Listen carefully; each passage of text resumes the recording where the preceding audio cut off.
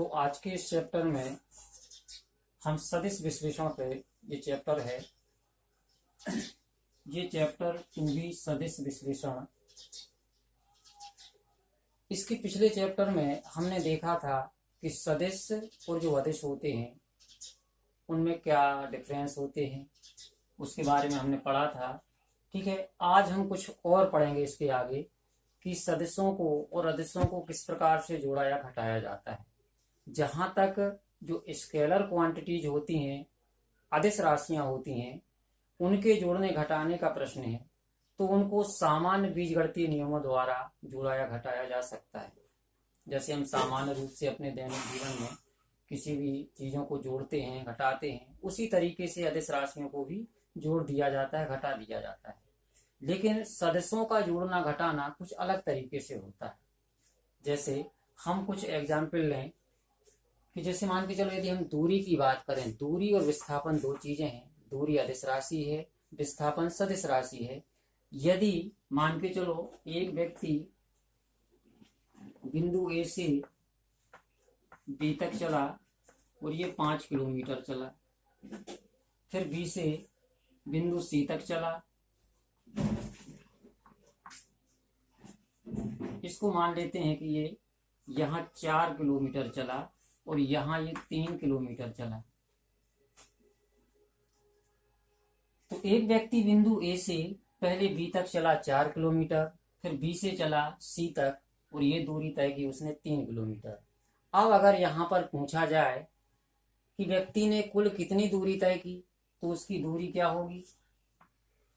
यदि हम दूरी निकालेंगे, डिस्टेंस निकालेंगे, तो दूरी आएगी उसकी कितनी, 4 + 3 = 7 किलोमीटर। उस व्यक्ति द्वारा 7 किलोमीटर की दूरी तय की गई। ठीक है, हमने सामान्य रूप से इसको जोड़ दिया, बता दिया कि वो व्यक्ति कुल कितना चला, 7 किलोमीटर चला। लेकिन यदि ये पूछा जाए कि उस व्यक्ति का विस्थापन कितना हुआ, यदि विस्थापन निकाला जाए, विस्थापन को डिस्प्लेसमेंट बोलते, डिस्प्लेसमेंट, उस व्यक्ति का विस्थापन कितना हुआ, तो विस्थापन हम 4 + 3 = 7 नहीं कर सकते। अभी ये हमारे सामने एक क्वेश्चन मार्क है कि आखिर विस्थापन कितना हुआ। ठीक है, 4 किलोमीटर यहाँ चला, 3 किलोमीटर यहाँ चला, तो फिर उसका विस्थापन कितना हुआ। क्योंकि विस्थापन के लिए एक चीज जरूरी है कि विस्थापन के लिए प्रारंभिक बिंदु से केवल अंतिम बिंदु ही देखा जाता है। प्रारंभिक बिंदु ये है, अंतिम बिंदु ये है। यहां से उसकी न्यूनतम दूरी के लिए हम एक लाइन खींच देते हैं। तो विस्थापन, अब इस जो तीसरी लाइन हमने खींची है, मान के चलो ये विस्थापन के लिए है, तो ये कितना आएगा, इसको मापा जाएगा। ये लाइन जितने किलोमीटर की होगी उतना ही विस्थापन माना जाएगा। तो ये तो हो गया मापने वाली चीज कि हम इस लाइन को मापें कि ये लाइन कितनी लंबी है, कितनी छोटी है, वही उस व्यक्ति का विस्थापन हुआ। लेकिन गणितीय रूप से देखें, मान के चलो अगर यहाँ पर ये 90 डिग्री का कोण है, तो फिर इस चीज को हम गणितीय रूप से भी निकाल सकते हैं। पाइथागोरस थ्योरम यूज करके भी हम AC का मान निकाल सकते हैं। जैसे यदि हम यहाँ पाइथागोरस थ्योरम यूज कर दें तो क्या हो जाएगा, AB² + BC² = AC²। तो AB कितना है, 4 है, BC कितना है, 3 है, तो 3² हो गया। यहाँ AC² आ गया, ये 16 आएगा, ये 9 आएगा, यहाँ से AC² होगा। अब अगर ये कितने हो जाएंगे, 16 + 9 है तो ये 25 हो गए, यहाँ से AC²। अब यहाँ स्क्वायर है तो इसको स्क्वायर हटा देंगे तो यहाँ पर ये √ हो जाएगा और AC कितना आ जाएगा, 5। मतलब 4 और 3 कितने होंगे, यहाँ 5 हो जाएंगे। अब देखिए, जब हमने दूरी निकाली थी तो 4 और 3, 4 + 3 कितना था, 7 किलोमीटर था, दूरी अदिश राशि थी। और जब हमने यहाँ 4 + 3 किया तो 7 नहीं आया है, कितना आया है, 5 किलोमीटर। विस्थापन कितना है, 5 किलोमीटर है। तो ये अंतर है अदिश राशियों में और सदिश राशियों में। अदिश राशियों का जिस तरीके से जोड़ना घटाना होता है, सदिश राशियों का जोड़ना घटाना उस तरीके से नहीं होता। तो इस चैप्टर में हमें सदिश राशियों का जोड़ना घटाना ही पढ़ना है मुख्य रूप से, कि सदिश राशियों को हम किस तरीके से जोड़ेंगे, जोड़ना पड़ेंगे केवल इस चैप्टर में, घटाना अगले में होगा। अच्छा, यहाँ एक चीज और है, जैसे हमने इसको निकाला इस तरीके से कि विस्थापन 5 किलोमीटर हुआ, हमने पाइथागोरस थ्योरम से निकाल लिया, लेकिन ये तो वो स्थिति है जब यहाँ 90 डिग्री का कोण है। अगर कोई अन्य परिस्थिति हो, मान के चलो ये व्यक्ति इस तरीके से ना चलकर अगर इस तरीके से चला होता, बिंदु बी से सी तक 3 किलोमीटर इस तरीके से चला है, तो अब यहाँ ऐसी स्थिति में 90 डिग्री का कोण नहीं हो सकता। मान के चलो यहाँ 70 डिग्री का कोण है या 60 डिग्री का कोण है, तो फिर वैसी स्थिति में तो हम पाइथागोरस थ्योरम यूज नहीं कर सकते। ऐसी स्थिति में गणितीय रूप से हम किस तरीके से विस्थापन को निकालेंगे? तो इसी समस्या के समाधान के लिए आज हम सदिशों का जोड़ना घटाना के जितने भी नियम होते हैं उनके बारे में पढ़ेंगे।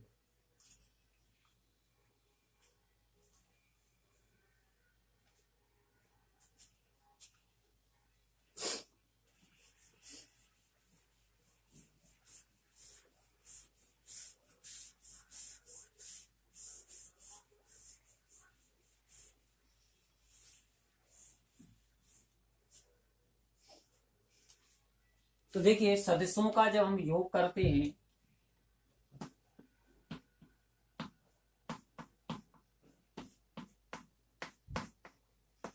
सदिशों का योग, एडिशन, चलिए रहने देते हैं अभी, अब वेक्टर। तो पहली स्थिति ये होती है कि मान के चलो दो सदिश हैं, यदि दो सदिश एक ही दिशा में कार्यरत हैं, तो फिर उनका योग किस तरीके से होगा? मान के चलो जब सदिश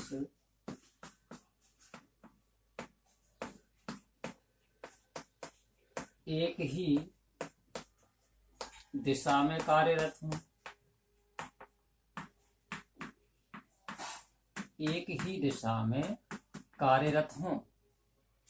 तो यदि एक ही दिशा में कार्यरत हैं तो क्या कंडीशन बनेगी? मान के चलो एक वेक्टर ये है, ये इस दिशा में कार्यरत है, दूसरा वेक्टर, इस वेक्टर को हम ए मान लेते हैं, और जितनी भी वेक्टर क्वांटिटीज हैं, सदिश राशियां हैं, उनके ऊपर ये एरो जैसा निशान लगाना जरूरी है।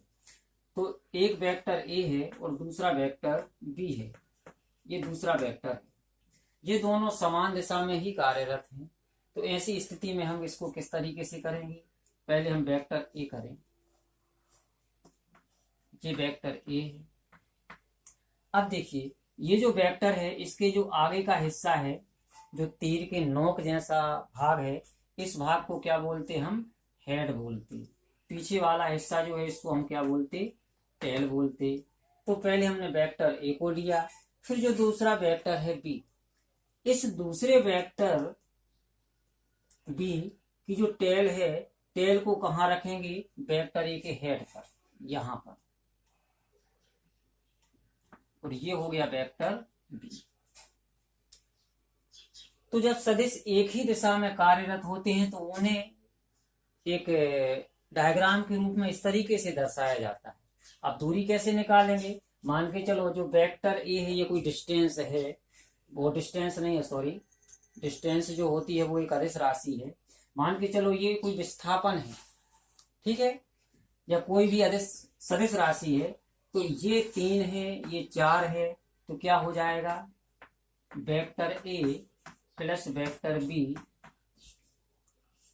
बराबर, जो इसका परिणामी आएगा उसको आर से दर्शाते हैं। दो सदिशों को जोड़ने पर जो उसका परिणामी होता है, जो उसका आंसर आता है, उसको हम क्या उसको आर से दर्शाते हैं। तो यहाँ ये 3 है, ये 4 है, तो यहाँ जब एक ही दिशा में कार्यरत हों तो जैसा बीजगणितीय योग होता है उसी के अनुरूप हो जाएगा। ए प्लस बी जुड़कर जितना आना चाहिए उतना ही आएगा, 7 आएगा। मतलब यहाँ ये स्थिति अदिश जैसी हो गई, अदिश में भी तो यही होता है, ठीक है। तो ये स्थिति सदिश और अदिश में समान हो गई, ठीक है, जब सदिश एक ही दिशा में कार्यरत हो। दूसरी परिस्थिति क्या होती, जब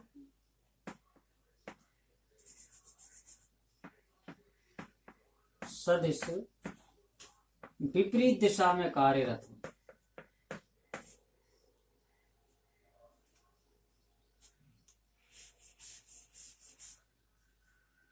विपरीत दिशा में कार्यरत हो।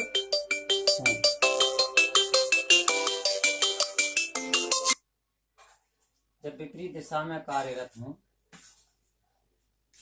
तो जब विपरीत दिशा में कार्यरत हो तो ये स्थिति क्या हो जाएगी, मान के चलो ये वेक्टर ए इस दिशा में कार्यरत है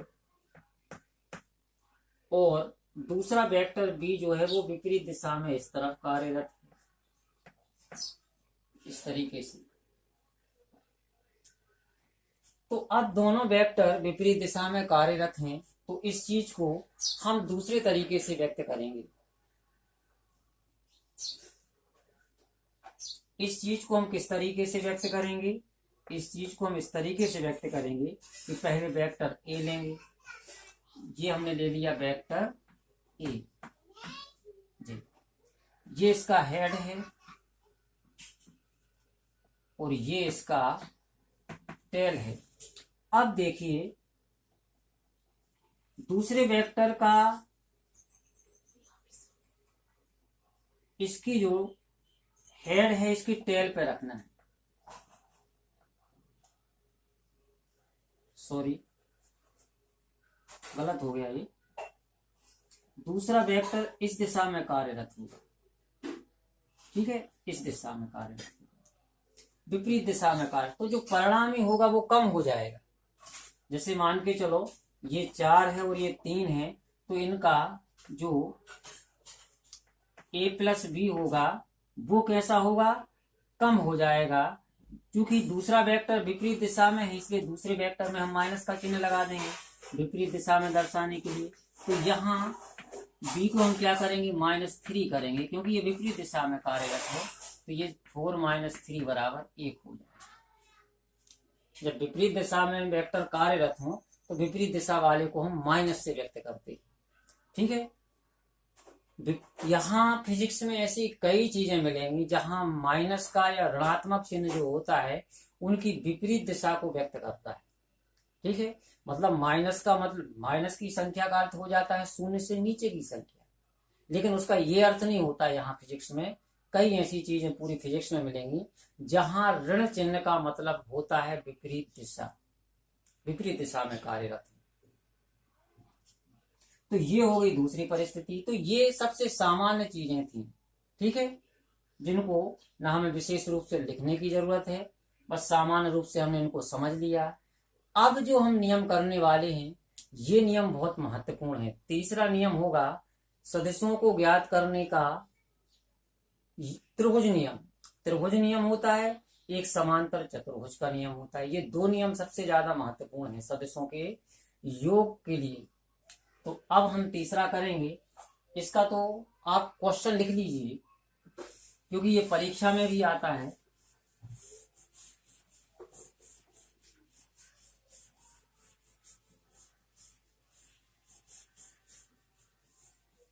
तो इसका तो आप क्वेश्चन होगा सदिशों के योग का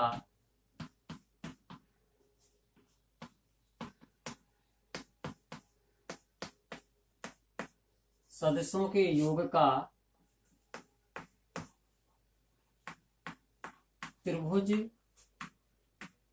नियम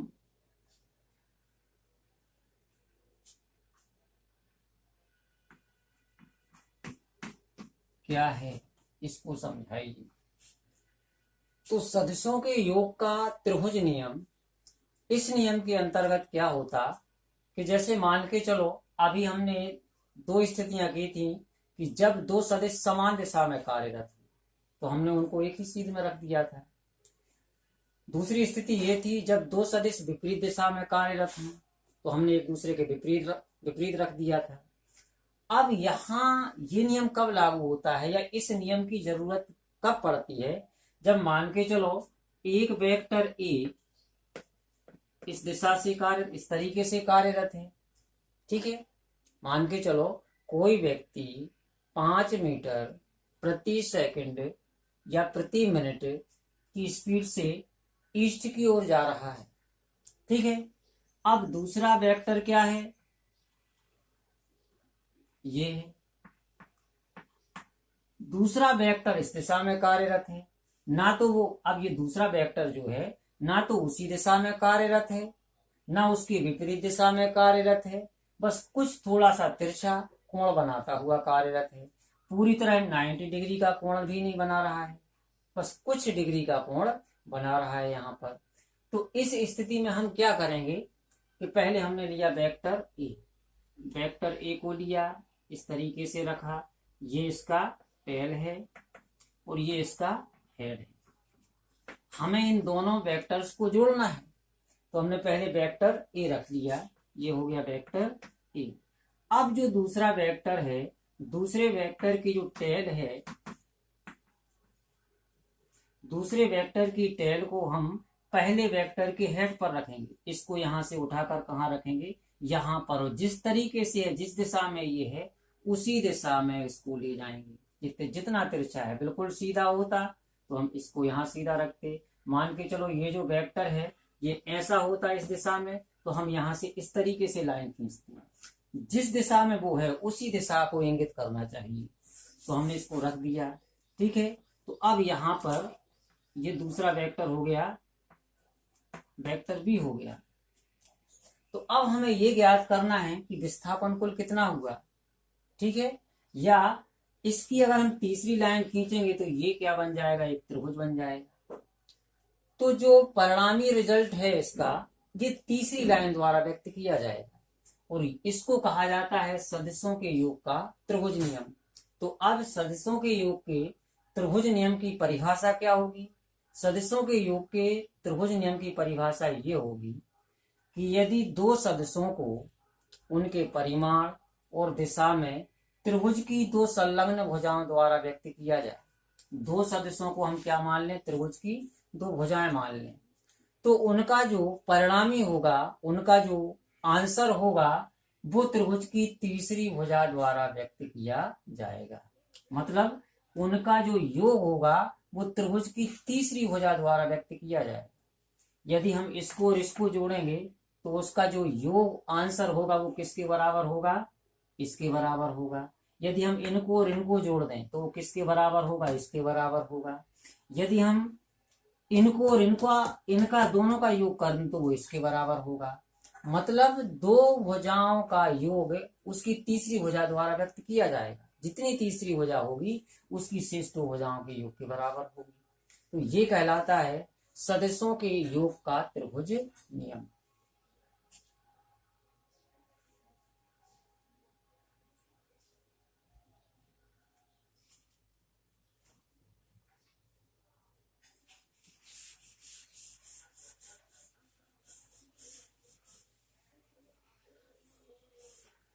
तो अब पहले इसकी परिभाषा लिखें।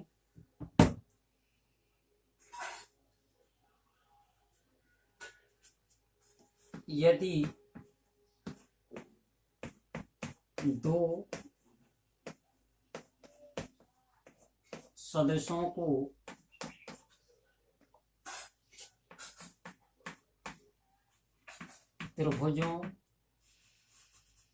त्रिभुज की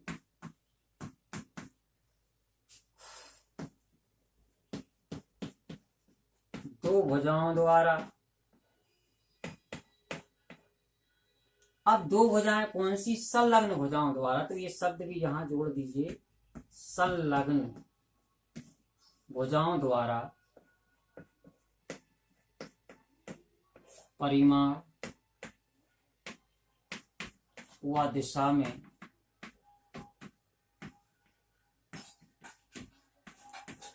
प्रदर्शित किया जाए तो उसके परिणामी को, देखिए यहाँ पर ये दो शब्द कंफ्यूज कर देते, यहाँ परिमाण शब्द है, यहाँ परिणामी शब्द है। ये पूरे चैप्टर में आते रहेंगे, दोनों ही शब्द हैं लेकिन दोनों अलग अलग हैं। यहाँ परिणामी है, कई बार बच्चे क्या कर देते, परिमाण के स्थान पर परिणाम लिख देते, परिणाम के स्थान पर परिमाण लिख देते, तो वो गलत है। तो उसके परिणामी को परिमाण व दिशा में तीसरी भुजा द्वारा प्रदर्शित किया जाता है।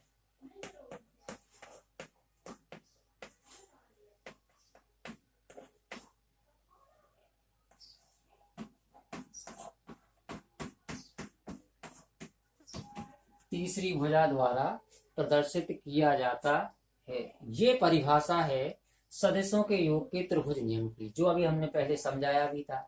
एक बार फिर से देख लो। जैसे मान के चलो एक वेक्टर ए इस तरीके से है, ठीक है। अब दूसरे वेक्टर को हम इस तरीके से ले लेते हैं, किसी भी तरीके से लिया जा सकता है। ये दूसरा वेक्टर है, ठीक है। इसको हमने पी, कुछ नाम अलग दे देते हैं इसको, जैसे इसको ए, इसको बी और इसको सी, ठीक है। तो अब जो इसका ये हो गई संलग्न भुजाएं, इन संलग्न भुजाओं द्वारा दो वेक्टर को परिमाण में और दिशा में व्यक्त किया गया है। जो एरो का निशान है, जो इसकी नोक है, ये दिशा को व्यक्त कर रही है। जो इस लाइन की लंबाई है, ये इसका परिमाण है। तो परिमाण व दिशा में हमने दो भुजाओं द्वारा व्यक्त कर दिया, तो इसका जो परिणामी होगा, जो इसका रिजल्ट होगा, वो तीसरी भुजा द्वारा व्यक्त किया जाएगा। ये जो तीसरी भुजा है, ये क्या होगा, इसका रिजल्ट होगी। मतलब इन दो भुजाओं का योग जो होगा तीसरी भुजा के बराबर होगा।